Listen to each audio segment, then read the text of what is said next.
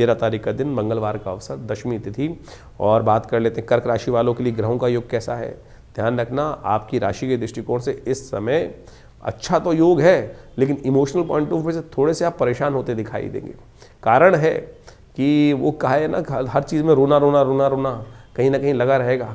दिन तो बड़ा अच्छा है, शाम कहीं ना कहीं ऐसी हो सकती है कि सब कुछ होते हुए भी कहीं ना कहीं दिखाई आपको नेगेटिव ही दिखाई दे रहा है। नेगेटिव देखना बंद करें, पॉजिटिव को देखना प्रयास करें, तो भी चीज़ें अच्छी होंगी। एक पुरानी कहावत है, रोते हुए जाओगे तो मरो की खबर लेके आओगे, अच्छा सोच के जाओगे तो दिवाली मना कर आओगे। ध्यान रखना, इस बात का ध्यान रखते हुए कार्य करोगे तो बहुत अच्छा रहेगा। लोहड़ी का पर्व है इस दिन, और ये लोहड़ी कहा जाता है कि दरिद्रता को दूर करती है और लक्ष्मी का वास घर में लाती है। नया जीवन आरंभ होता है, नया वर्ष आरंभ होने के सुंदर योग बनते हैं इस समय में। ऐसे में कुछ खास उपाय अवश्य करने का प्रयास कीजिएगा।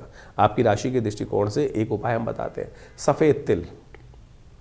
सफ़ेद तिल चुपचाप अपने घर से थोड़े से उठा लीजिए, बाजार से ला के रख लीजिए, और अपने सिर पे से वार कर ओम नमः शिवाय का जप करते हुए आपने तमाम भगवान से प्रार्थना करें कि ये अग्नि जो जल रही है ये हमारे समस्त दरिद्रता को दूर कर दे, और दरिद्रता दूर कर देगी। ग्रह तो ऐसे बन रहे हैं आपके, हमने कहा ना कि जैसे हंसते हंसते प्रसन्नता के साथ कार्य करने का प्रयास कीजिए, विश्वास करने का प्रयास करें। नया वर्ष आरंभ होने को है, लोहड़ी के अगले दिन से नया वर्ष आरंभ होता है, मकर संक्रांति से। तो ऐसे में अवश्य ये कार्य करने का प्रयास करें, और अगले दिन सुबह नहाइएगा ज़रूर। कहा जाता है एक सिर में सोने का बाल होता है, और यदि उस दिन नहा लिया जाए मकर संक्रांति के दिन तो वो सोने का बाल भीग जाता है, ये यानी स्नान की परंपरा है।